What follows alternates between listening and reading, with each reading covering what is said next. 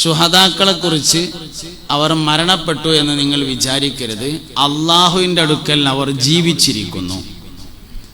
വേങ്ങരയിലുള്ള എൻ്റെ ഒരു സുഹൃത്ത് ഇതിനെക്കുറിച്ച് ഇങ്ങനെ ബദരീങ്ങളെ അനുസ്മരിച്ച് പറഞ്ഞപ്പോൾ ഇങ്ങനെ പറഞ്ഞു, ബദർ കഴിഞ്ഞിട്ട് ഞമ്മക്ക് 1500 കൊല്ലായി, ബദരീങ്ങൾക്ക് ബദർ കഴിഞ്ഞിട്ട് 1.5 ദിവസമായിട്ടുള്ളൂ. കാരണം ഓല അള്ളാഹുവിൻ്റെ അടുക്കൽ ജീവിച്ചിരിക്കാണല്ലോ.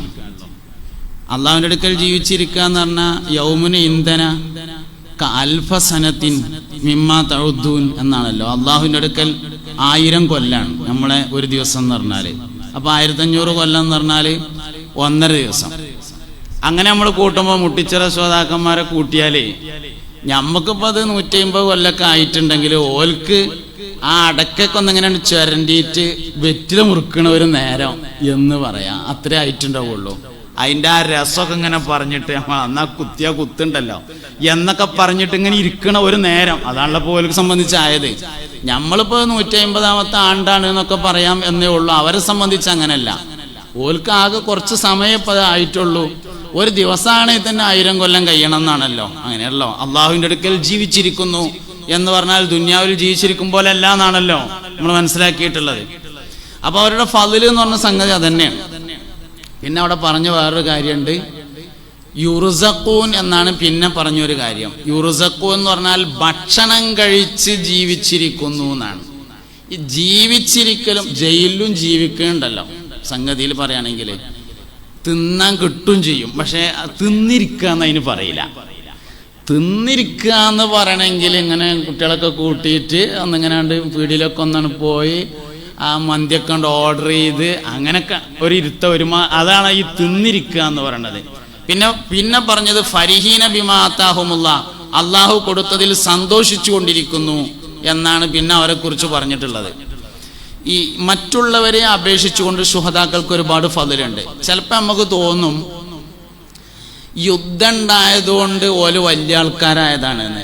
സംഗതിയിൽ അങ്ങനെയല്ല, വലിയ ആൾക്കാരായതുകൊണ്ട് യുദ്ധം ഉണ്ടായതാണ്. ഇപ്പൊ റമദാൻ മാസമായിട്ട് ബദരീങ്ങളൊക്കെ അനുസ്മരിക്കുമ്പോൾ നമുക്ക് ഇങ്ങനെ തോന്നി ഒരു ബദറിന് ഉണ്ടാകുകയാണെങ്കിൽ ഒന്നങ്ങോട്ട് ഇറങ്ങായിരുന്നു. ബദർ ഉണ്ടായതുകൊണ്ട് ബദരീങ്ങൾ വലുതായതല്ല. ശരിക്ക് ബദരീങ്ങൾ വലുതായതുകൊണ്ട് ബദർ ഉണ്ടായതാണ്. മുട്ടിച്ചിറ യുദ്ധം ഉണ്ടായതുകൊണ്ട് ശുഹദാക്കൾ വലുതായതല്ല. ഓല് വലിയ ആൾക്കാരായതുകൊണ്ട് അത് ഉണ്ടായതാണ്. എന്താ അങ്ങനെ പറയാൻ കാരണം വെച്ചാല് അള്ളാഹു സുബ്ഹാനഹു വ തആലക്ക് ഈ ദീനുൽ ഇസ്ലാമിനെ സംരക്ഷിക്കാൻ കുറച്ച് ആൾക്കാർ യുദ്ധം ചെയ്യേണ്ട ആവശ്യമൊന്നുമില്ല. ഇപ്പൊ ഇസ്ലാമിലെ ആദ്യത്തെ യുദ്ധം ബദർ യുദ്ധം. ഇസ്ലാമിലെ എന്ന് പറഞ്ഞാൽ ഈ ശരീഅത്തിലെ മുഹമ്മദ് നബി സല്ലല്ലാഹു അലൈഹി വസല്ലമ തങ്ങൾ പ്രബോധനം ചെയ്ത ഈ ശരീഅത്തിലെ ആദ്യത്തെ യുദ്ധം ബദർ യുദ്ധമാണ്. ബദർ യുദ്ധം ഒരിക്കൽ മുസ്തഫ നബി സല്ലല്ലാഹു അലൈഹി വസല്ലമ തങ്ങൾ ജിബ്രീൽ അലൈഹിസ്സലാമിനോട് ചോദിച്ചു, ജിബ്രീലെ, നിങ്ങൾ ഭൂമിയിൽ പല പ്രാവശ്യം പല ആവശ്യങ്ങൾക്ക് വേണ്ടി വന്നിട്ടുണ്ട്. അതിൽ നിങ്ങൾക്ക് ഏറ്റവും മനസ്സിൽ ഇങ്ങനെ തങ്ങി നിൽക്കുന്ന ഒരു അനുഭവം പറയാൻ പറ്റുമോ എന്ന് ചോദിച്ചു. ഈ ലഫ്ള് തന്നെ ഉപയോഗിച്ചിട്ടുണ്ടാവില്ല കേട്ടോ. പിന്നെ നമ്മളെ ഭാഷയ്ക്ക് പറയുമ്പോൾ ഉണ്ടാകുന്ന ചില മാറ്റങ്ങളായിട്ട് എന്നെ മനസ്സിലാക്കിയാൽ മതി. മനസ്സിൽ തങ്ങി നിൽക്കണ ഒരു അനുഭവം പറയാൻ പറ്റുമോ എന്ന് ചോദിച്ചു. ജിബ്രീൽ അലൈഹി ഇസ്ലാം പറഞ്ഞു, അങ്ങനെ ഇപ്പൊ പറയുകയാണെങ്കിൽ പറയാൻ പറ്റിയ ഒരു അനുഭവം ലൂത്ത് നബി അലൈഹി ഇസ്ലാമിന്റെ സമൂഹത്തെ നശിപ്പിക്കാൻ വേണ്ടി ഞാൻ വന്ന ഒരു സംഭവമാണ് പറഞ്ഞു. എന്നത് പറയാറ്. അങ്ങനെ സയ്യിദുനാ ജിബ്രീൽ അലൈഹി ഇസ്ലാം പറഞ്ഞു, ഇബ്രാഹിം നബി അലൈഹി ഇസ്ലാമിന്റെ കാലഘട്ടത്തിൽ വഴിവിട്ട് നടന്നിരുന്ന ലൂത്ത് നബി അലൈഹി ഇസ്ലാമിന്റെ സമൂഹത്തെ നശിപ്പിക്കാൻ വേണ്ടി ഞങ്ങൾ 3 മലക്കുകൾ മനുഷ്യരൂപം പ്രാപിച്ചുകൊണ്ട് ഭൂമിയിൽ വന്നു. ആദ്യം ഇബ്രാഹിം നബി അലൈഹി ഇസ്ലാമിന്റെ അടുക്കലേക്കാണ് ഞങ്ങൾ നേരെ പോയത്. ഇബ്രാഹിം നബിയുടെ അതേ കാലക്കാരനാണ് സയ്യിദുനാ ലൂത്ത് അലൈഹിസ്സലാം. ഇബ്രാഹിം നബി അലൈഹി ഇസ്ലാമിന്റെ അടുത്ത് ചെന്നപ്പോൾ മനുഷ്യന്മാരുടെ രൂപത്തിൽ 3 ആൾക്കാർ വരുന്നുണ്ടപ്പോൾ ഇബ്രാഹിം നബി കരുതി വിരുന്നേരാണെന്ന്. മൂപ്പര് വിരുന്ന് സൽക്കാരത്തിൽ വളരെ ഉഷാറായിരുന്നു. അതുകൊണ്ട് നല്ലൊരു ബിരിയാണി ഉണ്ടാക്കി, നല്ലൊരു ഭക്ഷണം പാചകം ചെയ്തു. തിന്നാൻ നേരത്തെ ഓല ഒഴിച്ചിട്ട് ഭക്ഷണം റെഡി ആയിട്ടുണ്ട്, എന്നാൽ കയ്യൊഴിക്കോളി എന്ന് പറഞ്ഞപ്പോൾ ഓല് പറഞ്ഞു, ഞങ്ങളങ്ങനെ തിന്നണായിട്ടൊന്നുമല്ല, ഞങ്ങൾ മലക്കുകളാണ് പറഞ്ഞു. അപ്പൊ ചോദിച്ചു, ഞങ്ങൾ എന്തിനെ പോകുന്നതെന്ന് ചോദിച്ചു. അതിൽ പറഞ്ഞു, ഞങ്ങള് ലൂത്ത് നബി അലൈഹി ഇസ്ലാമിന്റെ സമൂഹത്തെ നശിപ്പിക്കാൻ വേണ്ടി പോവുകയാണ്. അപ്പൊ ആ സംഗതി എന്ന് പറയാൻ വേണ്ടി വന്നതാണ് പറഞ്ഞു. ഇബ്രാഹിം നബി അലൈഹി ഇസ്ലാം പറഞ്ഞു, നിങ്ങൾ ഒരിക്കലും ചെയ്യരുത് പറഞ്ഞു. നിങ്ങൾക്ക് എന്താ വേണ്ടത് വെച്ചാൽ ഞാൻ ചെയ്തുതരാം, വേണമെങ്കിൽ എൻ്റെ പെൺകുട്ടികളൊക്കെ നിങ്ങൾക്ക് കെട്ടിച്ചേരാം, എന്ത് വേണമെങ്കിലും ചെയ്യാറുണ്ട്. പറഞ്ഞു, ഞങ്ങളങ്ങനെ സമ്മതം വാങ്ങാൻ വേണ്ടി വന്നതൊന്നുമല്ല, വിവരം പറയാൻ വേണ്ടി വന്നതാണ്, ഞങ്ങൾ പോവുകയാണ് പറഞ്ഞു.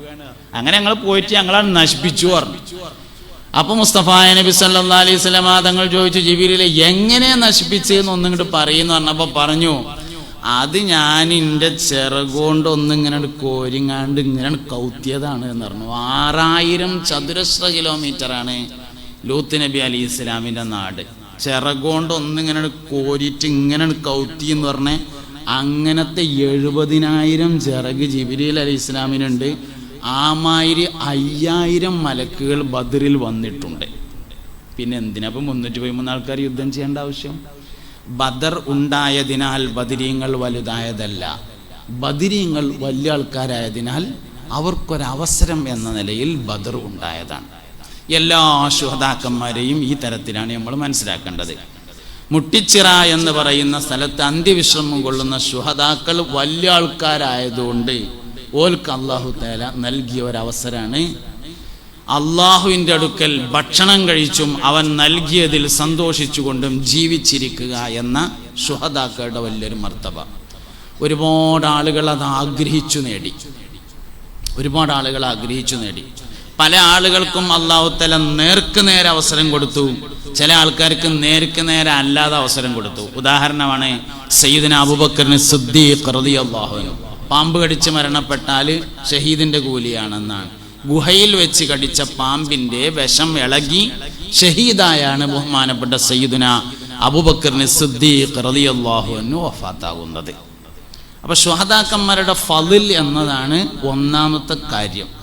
ഇനി മറ്റുള്ള എല്ലാവരെ തവസ്സുൽ ചെയ്യുന്നതിനേക്കാളും ശുഹദാക്കന്മാരെ തവസ്സുൽ ചെയ്യുന്നതിനൊരു പ്രത്യേകത ഉണ്ട്. അത് അവർ പ്രത്യേകം അള്ളാഹുവിൻ്റെ അടുക്കൽ ജീവിച്ചിരിക്കുന്നു എന്ന് പറഞ്ഞിട്ടുണ്ട് എന്നത് തന്നെയാണ് അതിലെ പ്രത്യേകത. മുസ്തഫായ നബി സല്ലല്ലാഹു അലൈഹി വസല്ലം തങ്ങൾ ബദർ ശുഹദാക്കളുടെ ഖബർ സിയാറത്ത് ചെയ്യാൻ വേണ്ടി ശനിയാഴ്ചകളിൽ പോകാറുണ്ടായിരുന്നു എന്ന് താരീഖിലുണ്ട്. സയ്യിദുൽ ഉലമ പറഞ്ഞു, ഉഹുദ് യുദ്ധത്തിൽ ഷഹീദായ ആളുകളെ സിയാറത്ത് ചെയ്യാൻ വേണ്ടി മുസ്തഫായ നബി സല്ലല്ലാഹു അലൈഹി വസല്ലം തങ്ങൾ പോകാറുണ്ടായിരുന്നു എന്ന്. ഇനി രണ്ടാം ഭാഗം ഈ യുദ്ധങ്ങളുടെ അല്ലെങ്കിൽ ശുഹദാക്കന്മാരുടെ താരീഖാണ്. ആദ്യം മൊത്തത്തിൽ താരീഖ് പഠിക്കുക എന്ന് പറഞ്ഞത് അതൊരു ഹദീസിന്റെ വെളിച്ചത്തിലാണ്. മുസ്തഫായ നബി സല്ലല്ലാഹു അലൈഹി വസല്ലം തങ്ങൾ പറഞ്ഞതായി കാണും, ദിക്റുൽ അംബിയാഇ ഇബാദത്തുൻ ദിക്റുസ് സാലിഹീന കഫാറത്തുൻ. അംബിയാക്കളെ പറയൽ ഇബാദത്തും സാലിഹീങ്ങളെ പറയൽ കഫാറത്തുമാണ്. അവിടെ ദിക്ർ എന്നുള്ളതിന് 3 അർത്ഥമാണ്. ഒന്ന് ആലോചിക്കുക, 2 പേര് പറയുക, 3 ചരിത്രം പറയുക. ദിക്റിന് 3 അർത്ഥങ്ങളാണ്. ഒന്ന് ആലോചിക്കുക, ഒന്നുമില്ല വെറുതെ ഇങ്ങനെ മുട്ടിച്ചിറ ശ്രോതാക്കന്മാരെ കുറിച്ച് ഇങ്ങനെ ആലോചിച്ചാൽ തന്നെ കൂലിട്ടും. അത് ദിക്റിന്റെ 1ാമത്തെ അർത്ഥമാണ്. ചിന്തിക്കുക, ആലോചിക്കുക. 2ാമത്തെ അർത്ഥം പേര് പറയാ. ശ്രോതാക്കന്മാരെ പേരിങ്ങനെ പറഞ്ഞു. വെറുതെ ഇങ്ങനെ ഇരുന്നപ്പോൾ മുഹ്യിദ്ദീൻ ഷെയ്ഖ് റളിയല്ലാഹുവിന്റെ പേരിങ്ങനെ പറഞ്ഞു. തസ്ബീഹ് മാല എടുത്തിട്ട് ഷെയ്ഖ് ജീലാനി റളിയല്ലാഹു, ഷെയ്ഖ് ജീലാനി റളിയല്ലാഹു, മുഹ്യിദ്ദീൻ ഷെയ്ഖ് റളിയല്ലാഹു അങ്ങനെ പറഞ്ഞാൽ കൂലിട്ടും. അത് ദിക്റിന്റെ പരിധിയിൽ വരുന്നതാണ്. അതാണ് നമ്മൾ 1000 വട്ടമൊക്കെ യാ ഷെയ്ഖ് യാ മുഹ്യിദ്ദീൻ അബ്ദുൽ ഖാദിർ ജീലാനി എന്ന് പറയുന്നത്.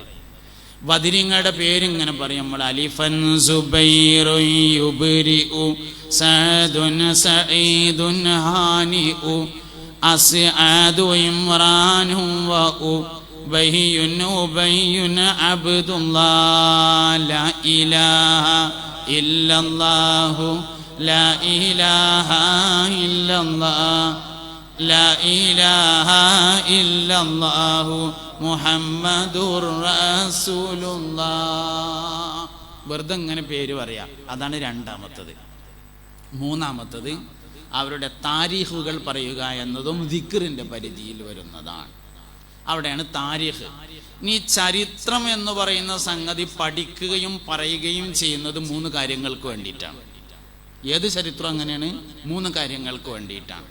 ഒന്ന്, ചരിത്രം പഠിച്ചാൽ മനസ്സിനൊരു ഉറപ്പ് കിട്ടും. പല വിഷയങ്ങളിലും മനസ്സുറപ്പ് കിട്ടും ചരിത്രം പഠിച്ചാൽ. അത് നമ്മൾ മുസ്ലിം ലോകത്തിന്റെ താരീഖ് പഠിച്ചാൽ കിട്ടും, അമ്പിയാക്കളുടെ താരീഖ് പഠിച്ചാൽ കിട്ടും,